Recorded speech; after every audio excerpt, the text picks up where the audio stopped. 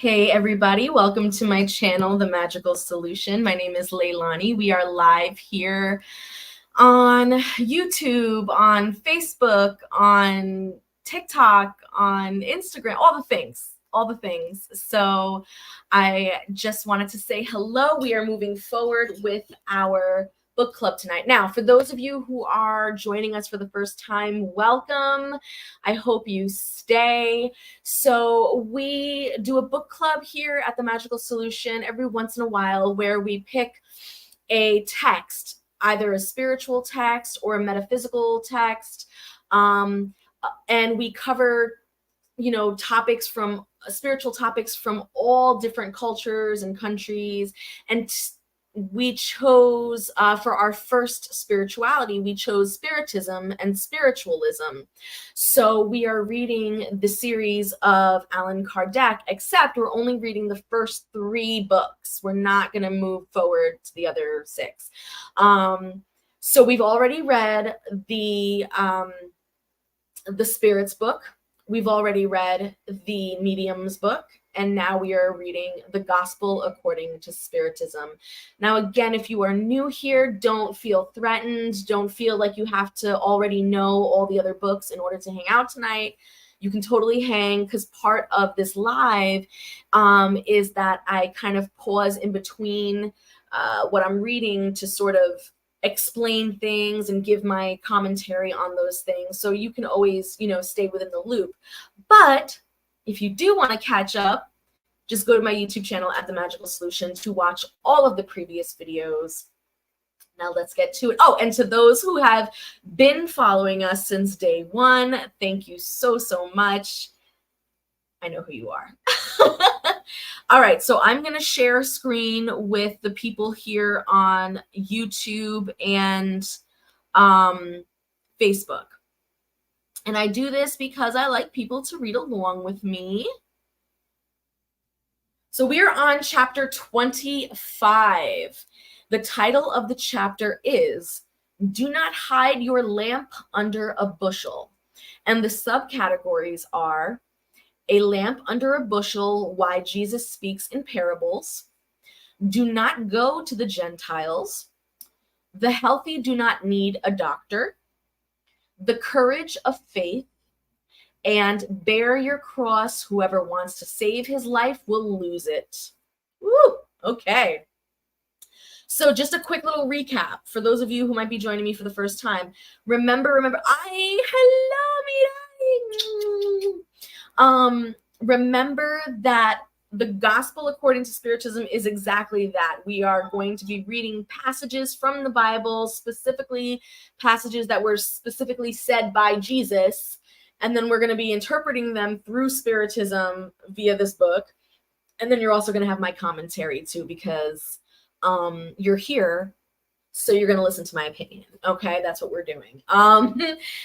Okay, so the first subcategory, A Lamp Under a Bushel, Why Jesus Speaks in Parables, right? So he's going to be quoting Matthew chapter 5, verse 15. He's going to quote Luke chapter 8, verses 16 and 17, and Matthew chapter 13, verse 10 through 15. And then we'll interpret it, okay? So let's see what it says. No one lights a lamp to put under a bushel.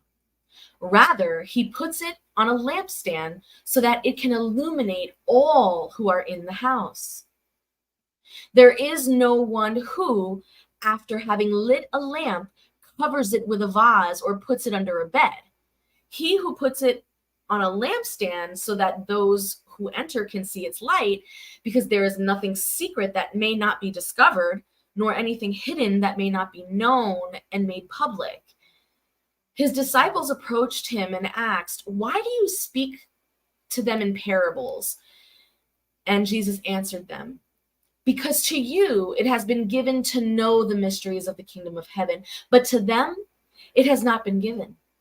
So I speak to them in parables, because seeing they do not see, and hearing neither do they hear or understand. In them the prophecy of Isaiah is fulfilled when he said, You will hear with your ears, but you will not understand. You will look with your eyes, but you will not see, because the hearts of this people have been deadened. Their ears have become deaf, and they have shut their eyes close, lest their eyes see, their ears hear, their hearts understand, and being converted, I may heal them. Okay, that is a mouthful. And Jesus was really on some stuff here, right? He was just like, listen, I am trying to tell y'all something, but it's obvious that there are going to be some people that just don't fucking get it. So instead of leaving them out, I'm just going to speak in like this gibberish in this parable, if you will, so that it gives them a little nugget to chew on. But to those who understand the esoteric meaning, those parables are not going to be mysterious, right? Exactly. He's trying to meet them where they are. Exactly.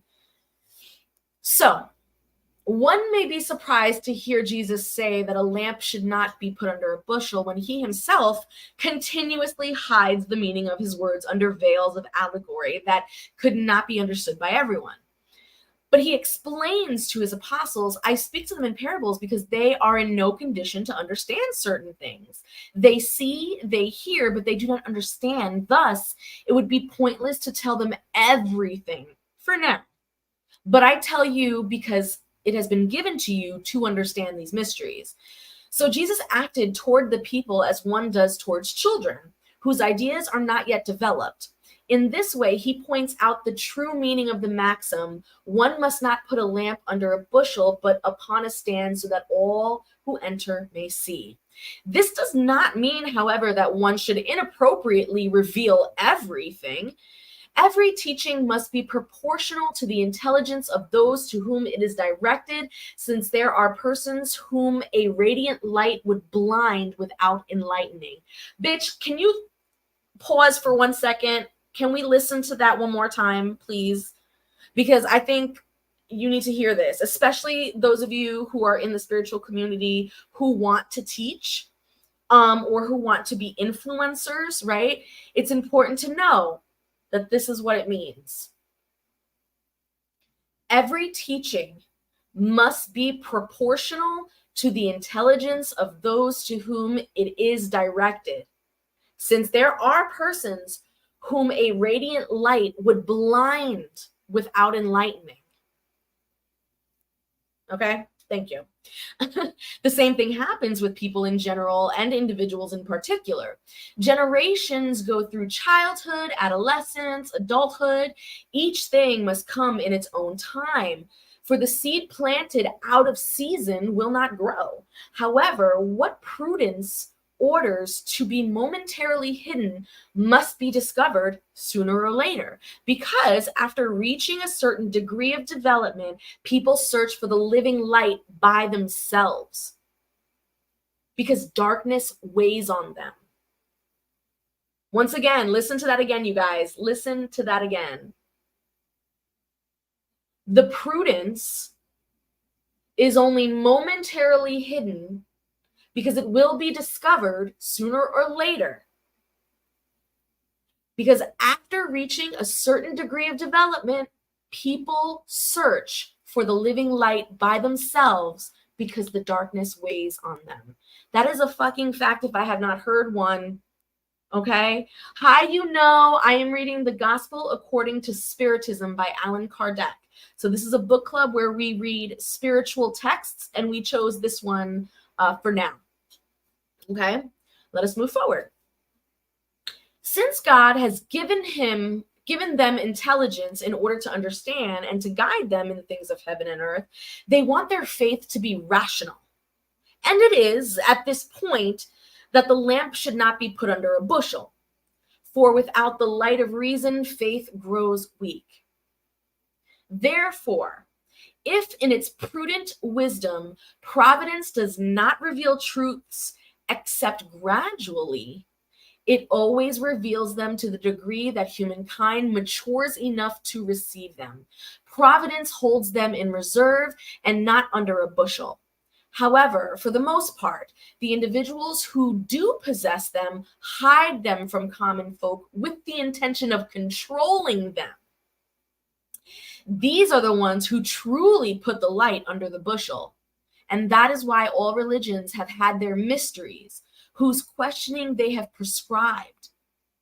However, whereas these religions have lagged behind, science and intelligence have advanced and torn away the veil of mystery. Having entered adulthood, the common folk want to grasp the basis of things and therefore reject from their faith what was contrary to observation. There can be no absolute mysteries, and Jesus is correct when he states that there is nothing secret that must not become known. Everything that is hidden will be revealed one day, and whatever people cannot yet comprehend on the earth will be subsequently revealed to them on more advanced worlds when they have become purified. Down on this world, they are still in a fog. So this sort of supports, because remember, we're on book 3. This supports book 1, where he talks about these different spirits and these different, not hierarchy, I don't want to say hierarchy of spirits, but these different degrees of spirits, these different frequencies of these spirits and where they reside, right? And as you go through the reincarnation process, right, and you begin to do so from a perspective of chasing the light, right, you, through each incarnation, are purifying yourself, right? So you're purifying yourself. You're still a fuck up. Don't get me wrong. Every lifetime, you're still going to fuck up. It happens, right? But we keep coming and we keep purifying and we keep doing the thing. And eventually it gets to a point where these esoteric, very complicated ideas become food for the soul, second nature to those mystics who have an innate understanding, right? Innate. And you know what I'm talking about, you guys, because each and every single one of you, you wouldn't be here if this wasn't true. Every single one of you, since the time you were yay high, always had this inkling, this thing that something else was there, something bigger. There's something that you are a part of. You need to figure this shit out.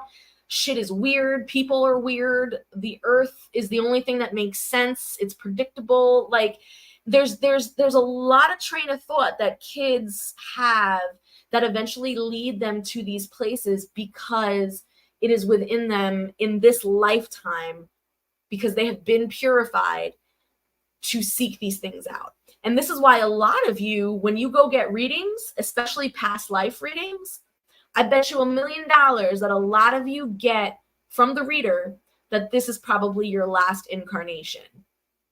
How many of y'all have had that been said to you? I've had that said to me so many times. Leilani, this is your last incarnation, blah, blah, blah, blah, right? But there's some truth to that, right? There's some truth in the sense that I sought out this knowledge, and my seeking was very short-lived because the information that was being given to me was so intuitively, it just made sense. Like it was like someone was reminding me of the truth as opposed to teaching me the truth. Does that make sense? I hope that makes sense. But this is what he's talking about here. So the parables are for those who are not quite yet on that journey to ask those big questions, because they're dealing with other things, which that's kind of the point. You know, everyone is at different points in their spiritual progression, and it's not about who's better than the other. It's simply about progression, period, point blank. So as you progress, the goal is not to hinder others in their progression. The goal is to help others in their progression, right? That's the whole point of being an espiritista, of being a spiritist, of following these kinds of codices, right? Let's continue forward. So one might ask what advantage the common folk could have derived from this multitude of parables whose meaning have remained hidden to them. It should be noted that Jesus did not express himself in parables except regarding the somewhat abstract parts of his doctrine. But having made charity and humility toward one's neighbor the express condition for salvation, everything he said in this regard is perfectly clear, explicit, and unambiguous. And it had to be this way because it was the rule of conduct, a rule that everyone had to understand in order to observe.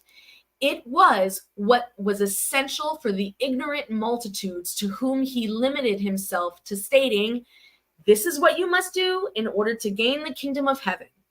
Regarding the other parts, he revealed his thought only to his disciples. Since they were more advanced morally and intellectually, Jesus could initiate them into more abstract truths. And thus he said, to those who already have, even more will be given. Now, this line right here, I really want to say something about this line right here. Because this line right here is used to justify the disgusting greed that we see in this capitalist society. This line right here, to those who already have, even more will be given. There is this strange ideology here in America that being poor is your fault, and you must be punished for that. And that being rich was because of divine ordinance, was because you were born into an already progressed situation because you yourself are a progressed spirit. And because of that, you are entitled to even more. Whatever you want, you can have, right? And this is the line that they use to justify that. So can we shut that down now? Now that we know what it actually means, can we shut it down? Can we shut it the fuck down?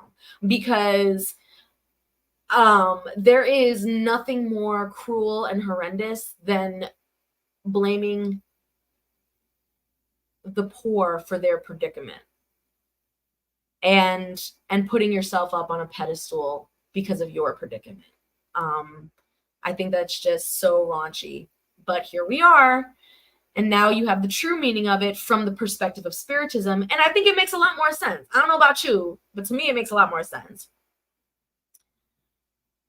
Exactly. That one we did in the Spirits book, right? The parable about it being unlikely for a rich person to get into heaven as it is for a camel to go through the eye of a needle, right? So yeah, exactly. And that parable was justified because in Spiritism, because of reincarnation, right?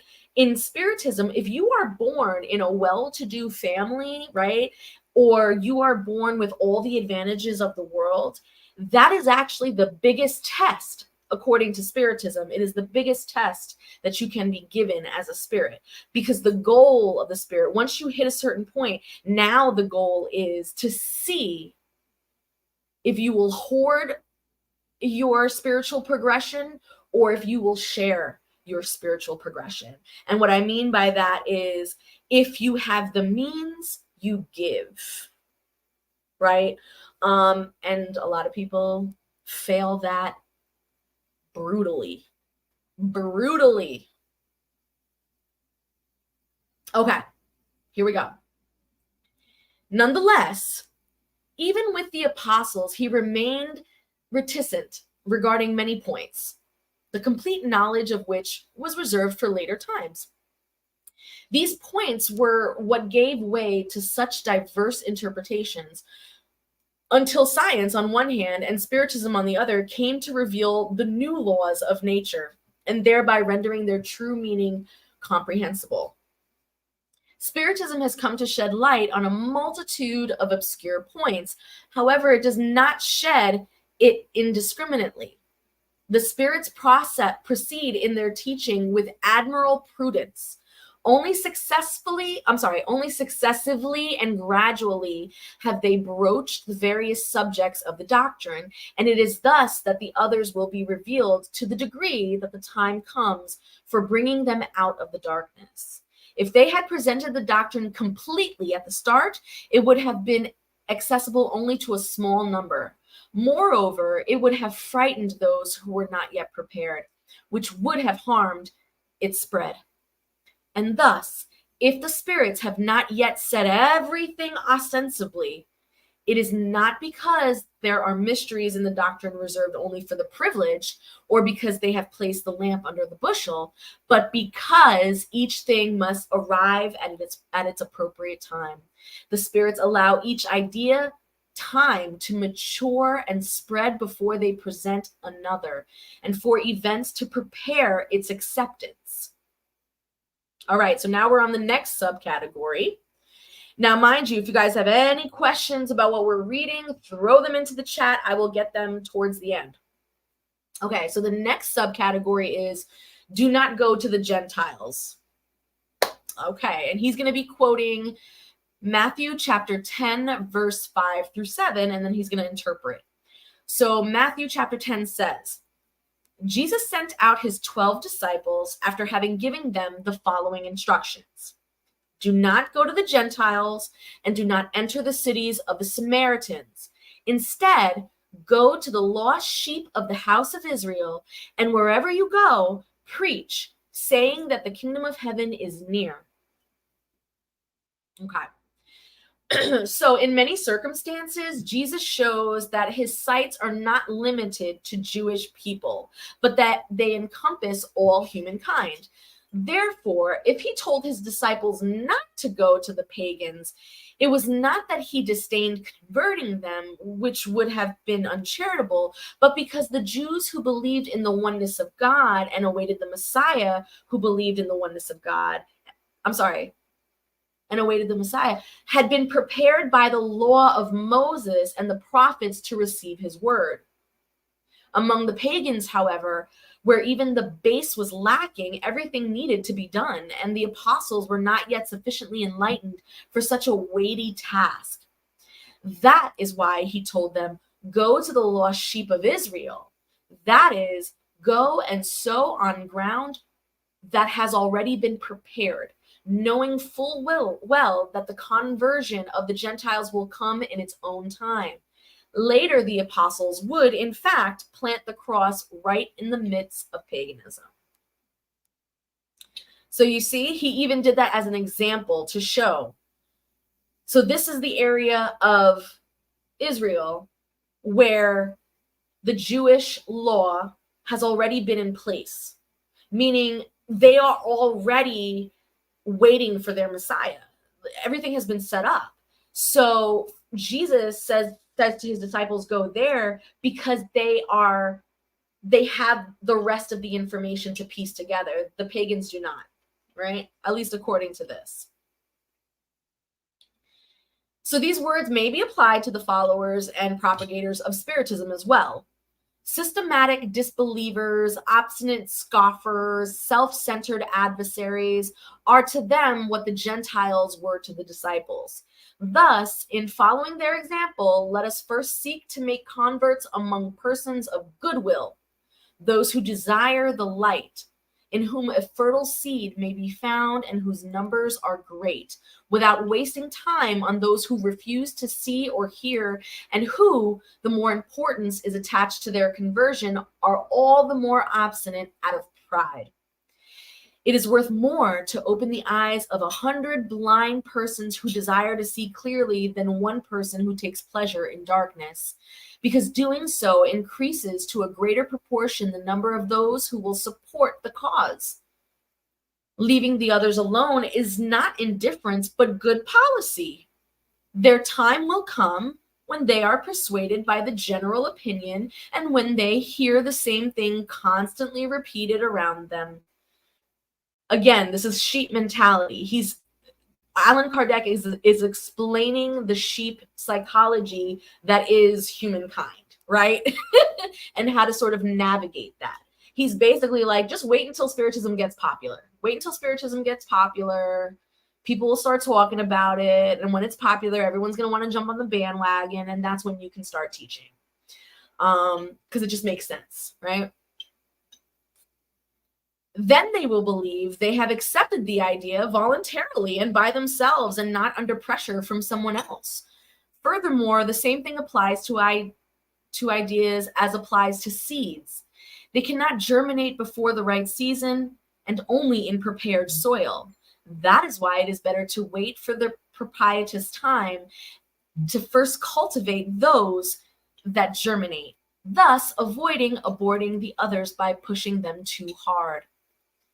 In the time of Jesus, as a consequence of the narrow-minded and materialistic ideas of those days, everything was circumcised and localized. The house of Israel was a small nation. The Gentiles were small nations surrounding it. Today, ideas are universalized and spiritualized. The new light is not a privilege of any one nation. There are no barriers to it. It shines everywhere, and all people are brothers and sisters. However, the Gentiles are no longer a people, but an opinion that is found everywhere and over which the truth triumphs little by little by little, just as Christianity triumphed over paganism. They are no longer combated with weapons of war, but with the power of an idea. Like a college where you can't take a class without the prerequisites. Word. Ain't nobody gonna teach you calculus if you don't know how to do addition and subtraction, right?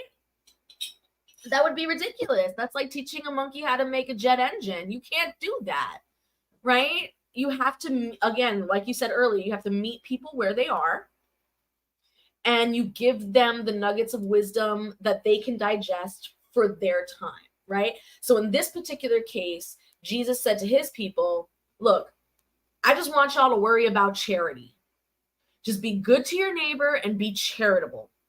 The rest, fucking don't worry about it. Just like stop being an asshole to one another. That's literally all he asked. And for some weird reason, we still haven't gotten to that point. But, that's what he asked of the lay person of that time. Today, the lay person of this time, I wouldn't even know where to start. I wouldn't even know where to start to give them a spiritual knowledge of any kind. I really don't.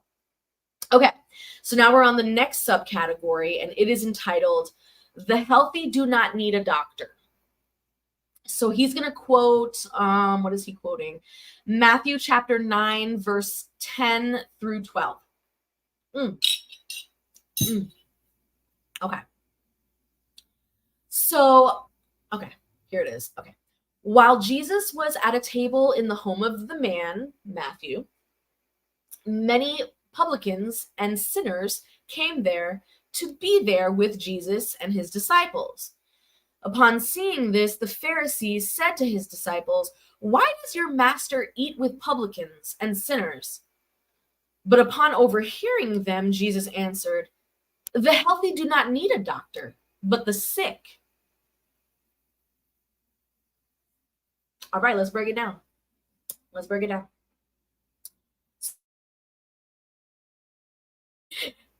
Jesus addressed mainly the poor and disinherited because they were the ones in greatest need of consolation, and the blind of good faith and humility because they asked to see, and not the proud who believed they possessed the full light and were in need of nothing. These words, like so many others, find their application within Spiritism. Sometimes people wonder why mediumship is granted to unworthy persons capable of making a bad use of it. It seems, they say, that a faculty this precious should be the exclusive attribute of those of greater merit. First of all, let us first state that mediumship is connected to an organic disposition with which any person may be endowed, just as that of seeing, hearing, and speaking.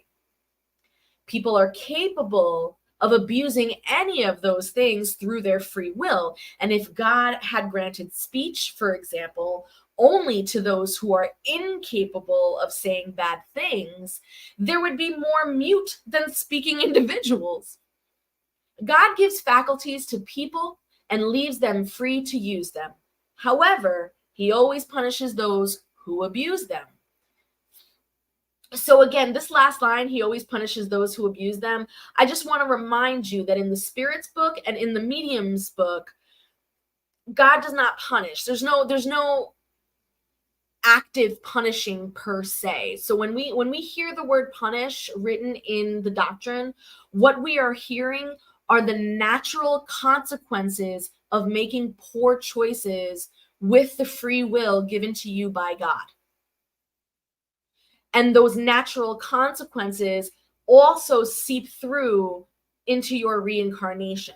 So this is where a lot of ideas of like karma come in, and like, you know, maybe you get reincarnated back into a cockroach or some shit. I don't know. But the point is that it's a consequence of your actions. It is not a thing that's being placed upon you by some higher power. All right.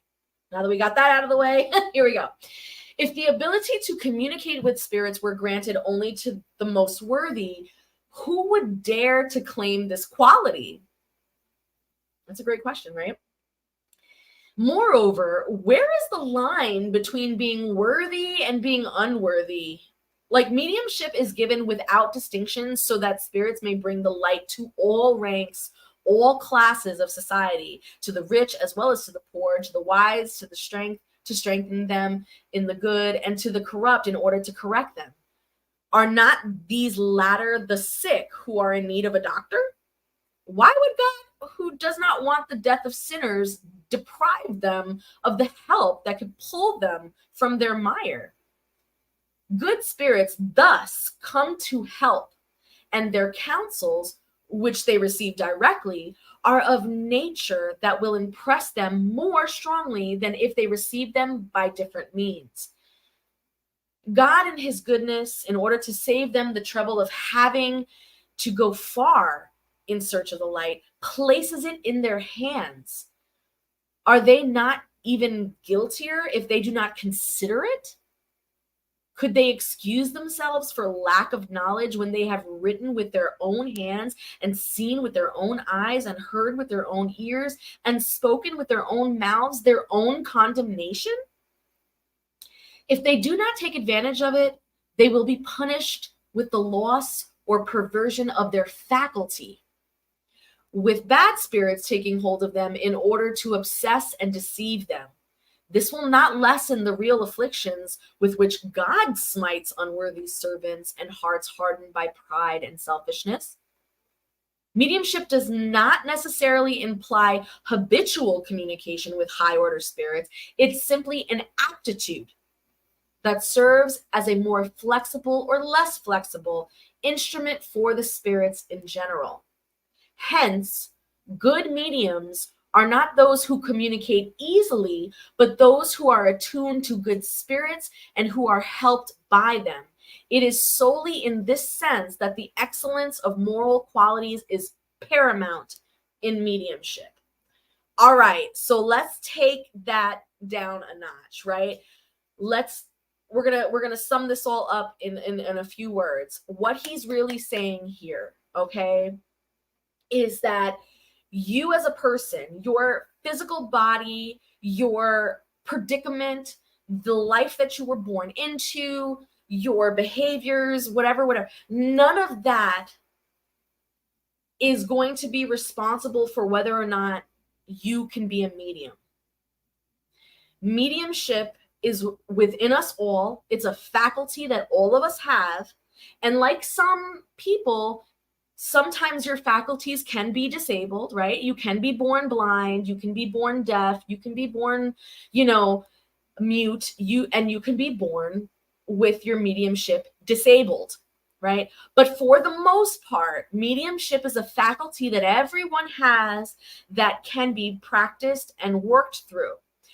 But the qualification for someone to be a mediumship is absolutely has nothing to do with their character and has everything to do with the types of spirits they fuck with.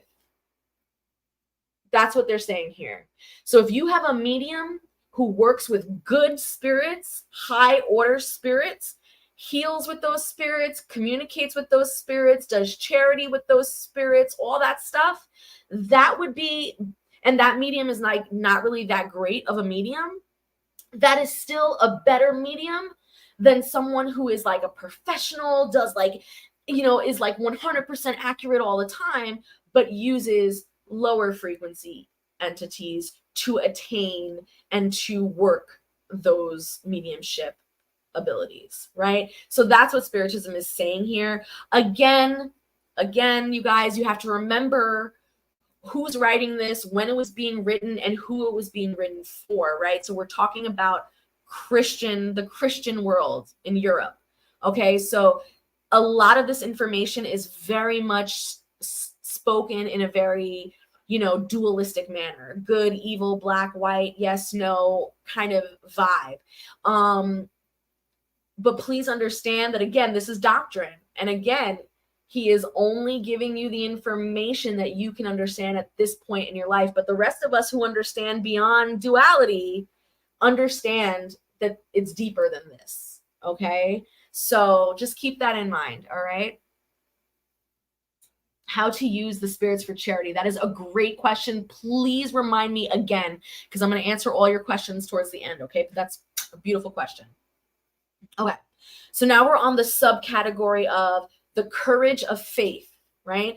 So Allan Kardec is going to quote Matthew chapter 10, verse 32 and 33, and Luke chapter 9, verse 26. Here we go. Everyone who confesses to me and acknowledges me before men, I will acknowledge and confess before my Father who is in heaven. And anyone who denies me before men, I will deny before my Father who is in heaven. If anyone is ashamed of me and my words, the Son of Man will be ashamed of him when he comes in his glory and in the glory of his Father and all the holy angels. Okay, Jesus. Excuse me, Jesus. Let's see what he says here. So the interpretation is that courage of opinion has always been held in great esteem by humankind. Now, remember earlier in this chapter, remember how he was kind of speaking about the sheep, and like people kind of think in sheep mentality, and if something becomes popular, that's when they start to like get into it. He's going to get into this now, right? So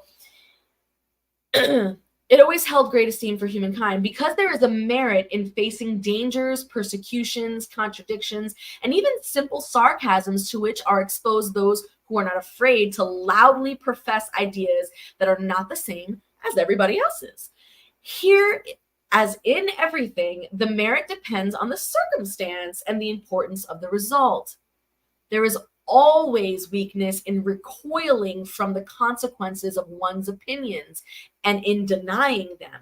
But there are cases where it is cowardice as great as that of fleeing at the moment of combat.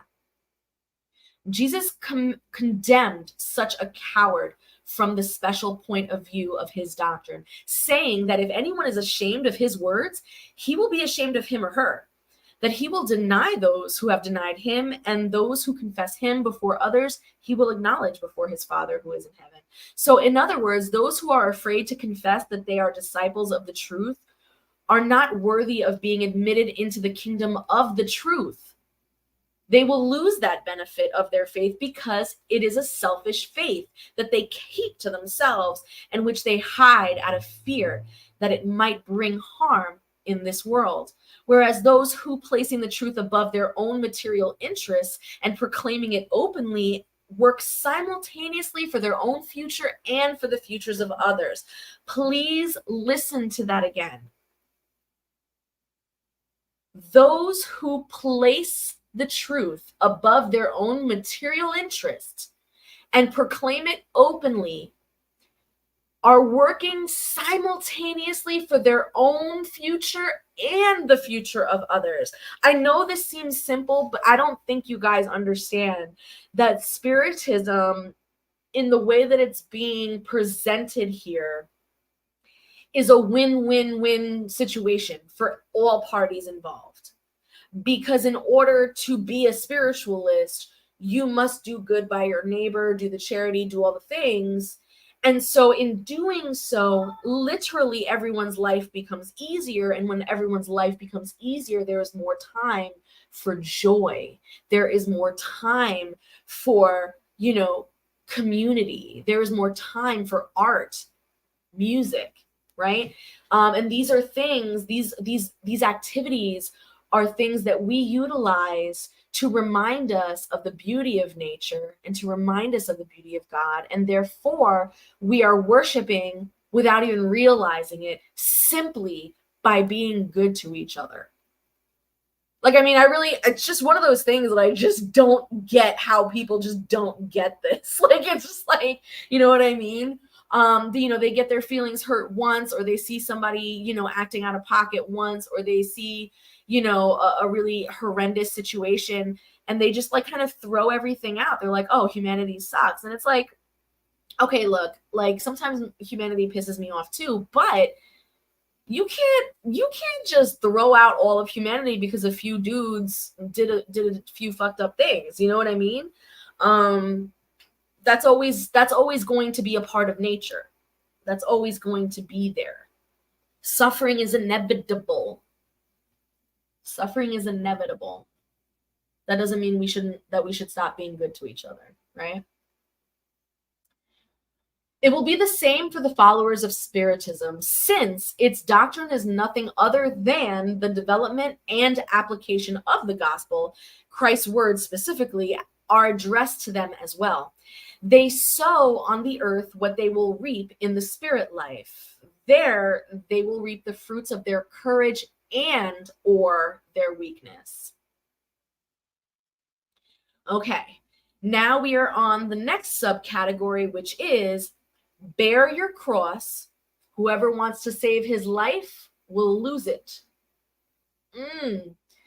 So it looks like they are going to quote Luke chapter 6, verse 22 and 23. Mark chapter 8, verse 34 to 36. Luke chapter 9, verse 23 to 25.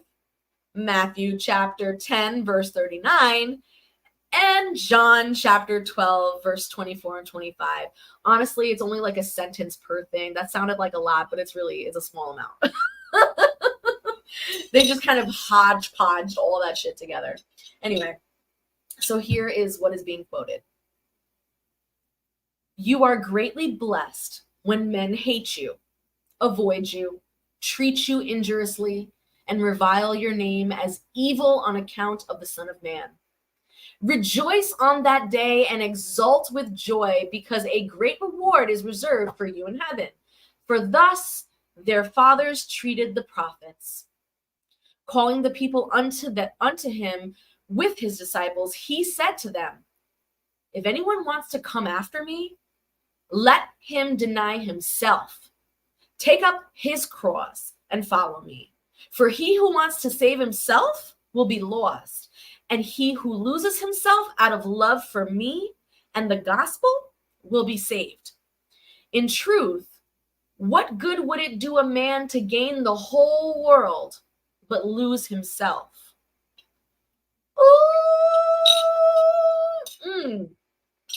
That's a good one. That's a juicy one. Let's see what Spiritism has to say about this. Rejoice, said Jesus, when others hate you and persecute you on account of me, for you will be rewarded in heaven because of it. So these words may be translated like this. Be happy when, because of their ill will toward you, others provide you with an opportunity to test the sincerity of your faith, because the evil they do to you results in your benefit. Therefore, mourn them because of their blindness and do not curse them. Oh, I wonder what all like the New Age witches would say to that now. Do not curse them. Nah, I'm petty. If you hurt me, I...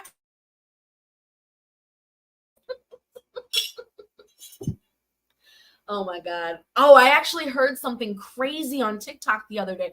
I don't even remember who said it, but like it was something to the effect of like the girl, like her boyfriend cheated on her or something, and to get him back, she like exhumed his grandmother's body from the grave and moved it to a different grave site in a whole different ass cemetery just to fuck with him so that when he went to the headstone, he wouldn't see her there?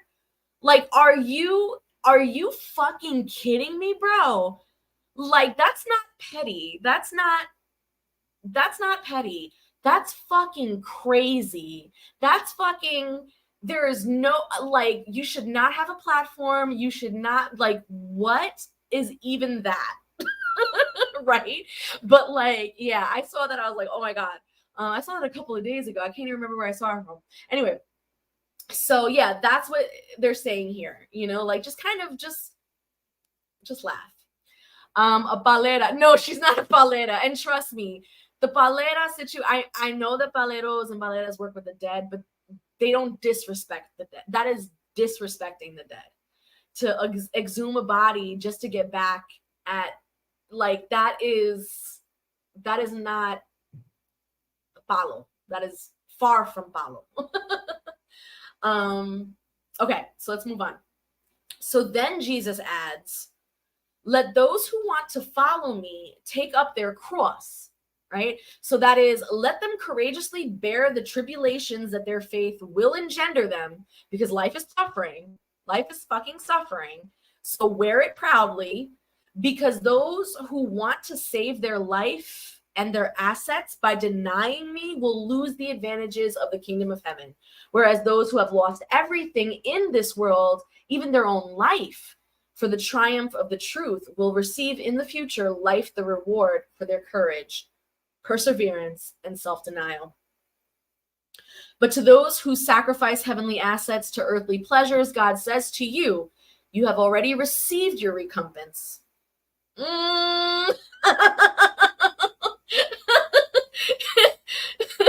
He basically was like, you already had your fun, baby. You had your fun. You're not going to have fun now.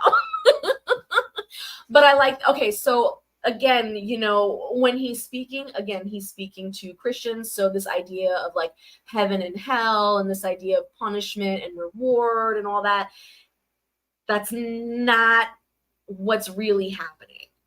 But it needs to be understood that, you know, if you're going to call yourself a spiritist and abide by the rules of charity, faith, you know, hope, all of these things, then when it's time to do those things, or when it's time to actually stand up and be called forth for those things, you need to show up. You need to show up for that. You know, or if, you know, you are a shy person. Now this happens as someone who's neurodivergent. If someone were to come to me and like, you know, be very like threatening and aggressive and questioning like all about spiritism and be like really like, you know, in my face and aggressive, of course, you know, you're going to kind of recoil a little bit and kind of gather yourself a little bit, right? But that's not what he's talking about here in terms of denying him. You know, you can stay quiet, reserve yourself, gather your thoughts, and then speak. But if you flat out, if you get confronted with someone about spiritism and you flat out say, oh, no, I don't believe in that. I don't do that, because you're afraid of, you know, being, you know, I don't know, taken to jail, burned on the cross, ridiculed, whatever. That's what he's saying, is that you've denied him. So like, fuck you. You know what I mean? So that's that. Okay, here we are. We are at the end of the chapter, you guys, which means it's time for questions.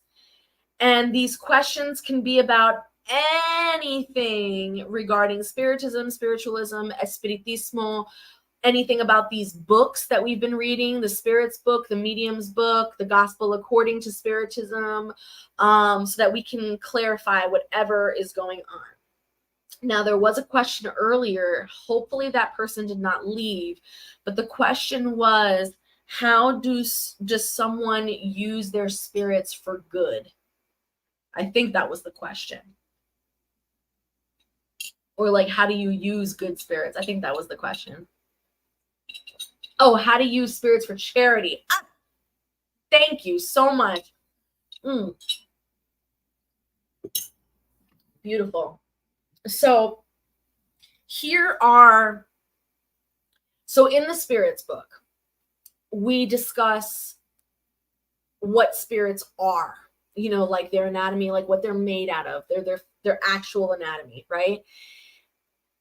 And in that description, Allan Kardec and the Spirit of Truth describes people as spirits as well. So even though we're in a meat flesh, we're still spirits as well. And so the short answer would be, you are utilizing spirits in charity because you yourself are a spirit. Boom. But I'm not going to give you just that answer because that's just cheap. That's a cheap cop out. I know you want to hear about other things. So one of the ways in which you can do this is, again, it's not about popularity. It's not about showing off. It's not about anything outwardly. It's about you and your progressive growth, right? So you might say have a relationship with Catholic saints, and you might call on a particular saint that governs charity, right? And call them into your space, ask them to walk with you as you move through these spaces of charity. Ask them to give you strength. Things like that can work. You can utilize. Another way you can go about it is, and I know this is a little tough, but you can also, as a medium, channel these good spirits for charitable purposes. So that means speaking or teaching the doctrine, speaking to the people, meeting them where they are, right? Speaking to the people, meeting them where they are to help them grow by channeling these good spirits, right? And you can do this free of charge. So these are all ways in which you can use good spirits to do literally anything. I mean, there is literally a spirit for fucking everything. So you'll find it. Would limpias at a misa be considered charity? Yes, it does. Very much so. Very much so. It's charity. It's, you know, there are so many things that limpias would be considered, especially during a misa. And especially if the limpia has something very specific to do with a spirit. Yes. So yes, it can be considered that one of many things. Yes. Mm-hmm. Yay. How about you guys, YouTube, Facebook? My YouTube, Facebook people are always so like quiet. They just like chill and listen. And then they all tell me thank you at the end. It's so cute. I love you guys. What else you got for me? Okay, also, since you guys are on here, I might as well tell you the registration for my spiritual development intensive course is now open and will be starting in September, you guys. So save up your coins, because this intensive is exactly that. It's an intensive. Okay, so it's 10 classes. And it covers all of the information you need to know within the umbrella of spiritualism, which also includes Spiritism and Spiritismo. And it also includes helping to develop your psychic mediumship abilities. So it's an all-inclusive situation, which is why it is a lot of work. There will be homework, there will be handouts, there will be exercises, some pop quizzes, etc., etc. I teach it kind of like a college course, if you will, slideshows, things like that. So, you know, you'll get definitions, you'll get history, you'll get practical exercises, you'll get discussions, etc. What's included in this class, as well as all of that, is there is a Discord server for the students to interact with each other and to interact with me. And then there are 2 Facebook groups. The first one is the Magical Solution Facebook group. That one is open to all. That is a place where you will get information, have fun, laugh with people, explore different spiritualities, different things. And then the other Facebook group are for the graduates of my Spiritism intensive course, and or private invitees that are experienced mediums that I trust and that I have already vetted, who I invited into that space. The reason why that Facebook group is important to be in is because I host misas, online misas, and that group is the group that gets that invitation. It's private. So you will get access to all of that when you join the intensive. You will also have pretty much 100% access to me the entire time. Meaning, if you want to call me, if you want to text me on my personal phone, whenever, you can do that during the time of the intensive, and I will help you the entire way. And then, of course, last but not least, you will get shout outs on my YouTubes and my lives and all my fun stuff. I will always give you guys shout outs because people need to know that you are working towards your progress, and it's beautiful, and that I'm lucky to be a part of that for you. So that's the Spiritism intensive course. If you need to register, if you're interested in registering, simply go to my website, www.themagicalsolution.com, go to services, and boom, it's right there for you. You can either buy the entire series all at once, which will save you, I believe, $50, or you can buy them one at a time, which is $45 per class. So whatever works your budget, you do what you do. And let's see. So charity in Spiritismo has been confused for poverty, mentality. Yes. Okay. So, okay. I get what you're saying. Charity. Okay. This word has been, the word charity has been put through the ringer. It really, really, really has, because and it's not anyone's fault. It's exactly what wanted, which was to help those less fortunate than you. Of course, people who can't should get help, period, right? But what needs to be understood about charity is that this idea of help, or this idea of lacking, is more than just financial, right? So yes, you can do financial charity, go to food banks, donate clothes, volunteer at your local this, whatever, right? That's physical charity for those in physical mundane need, right? But then you also have charity with spirituality. You can offer free services. You can hold sessions for people, cleansings and healings and things like that for people. There's also charity in terms of social interactions, meaning, bitch, all you gotta do is smile at somebody every once in a while. Just smile at somebody every once in a while, bitch. You have no idea what people go through, and a smile is probably one of the easiest charitable acts that you could do for people. So, really start opening up your mind about what charity is on a much bigger scale, because the world is a lot bigger than you think. And just because it's huge doesn't mean that you yourself cannot make an impact. Your local itty bitty tiny community of maybe 30, 40, 50 people, you can make a huge difference in that little space. And you should be proud of that, even though it seems small. Because of those 50 people, if you manage to get one person to see the light, to see truth, and to start moving towards their own progression in whatever fashion that looks like for them, then you did the work. You did it. You did the work. Okay? So, and don't stop, obviously keep going, but yeah. And also persevere, right? So in previous chapters, it talked about like don't give up, this is going to be a difficult thing for people to accept, so you have to keep working at it, blah blah blah. But then here in this chapter it says, don't waste your breath on people who are not listening. And the truth is that the answer is both.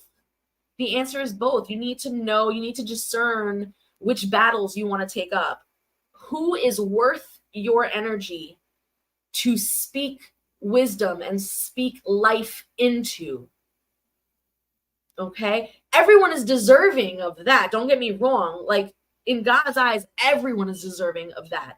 But you know what? You, a human person, you are not here to heal everybody. You ain't God.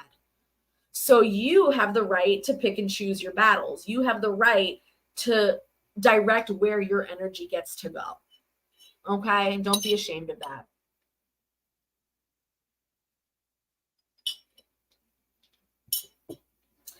I'm charging $150 per person at the Misa. So, back in the day, especially in like, I can only speak for Puerto Rico. I can't speak for everybody, but back in Puerto Rico, and specifically like New York Puerto Ricans, I can say that back in the day, misas were done very much so as an act of charity, and the money that was spent, if any, was spent on the food. There was going to be a lot of food after the misa that everyone can indulge in because it helps to ground everybody. And so either people will do potluck and bring in trays of food, or people will put money in the jar, and whoever hosted the misa will prepare and get the food ready. But now misas have a little bit more. It's not about structure. It's that you have a lot of heads of the table, and these heads are elders that have been in the community forever. And shit is just not cheap. They have to take a train, they have to take a cab, they have to take a bus to your misa to host your misa. They have to expend their energy. They have to bring all of their waters. They have to bring all of their things. They might have to do a limpia. They might have to. So they're doing services in this misa, and they're heading the table, meaning that they are responsible. They're responsible for every single person in that space, spiritually responsible. So if something pops off, the head of that table is responsible of that. And so because of all of that, a lot of times they'll charge a little something and give it to them. Or the host, whoever's hosting it, will have like a jar where everyone puts the money in, and then they just give the jar to the head of the table. So it really depends on you. For me personally, I charge, but my charge is $25, and the charge is broken down in my website. So $5 will go to this charity, $10 will go to this, $1 will go here. Like, I break it down as to where the $25 goes. And out of that $25, I only get $2. And then by the time Wix and PayPal get their cut, I get about 73 cents for my misas. So, but I'm not hating on people who charge. I mean, you do what you do, you know what I mean? Because they might do charity in different ways. Maybe misas are the way in which they do their thing, and then they do charity in some other way. I don't know. Never paid to sit. Beautiful. Yeah, the 90s. I know. I don't know what happened. I grew up in the 90s too. Exactly. It was an energy exchange. Exactly. And all of it is. I mean, even this right now. Right now, we are giving each other light. You know what I mean? We're talking about our experiences. We're sharing our wisdom, and we're giving each other light. We're adding droplets into our spiritual progression for each other, and it's a beautiful thing. It's an energy exchange. It's beautiful. Yeah, man. YouTube, Facebook. I see you. I see the numbers. I know y'all are in there. You could say something. It is okay. I don't bite. I promise. Unless you want me to. I'm balling. Oh, so are we good? Do we have any more questions? How are we feeling? Okay. Well, with that said, thank you guys so much for hanging out with me during our little book club. Make sure that you like, comment, share, and subscribe. The next time we get together, we will pick up on chapter 26. Woo woo. And yeah, thank you guys so, so much.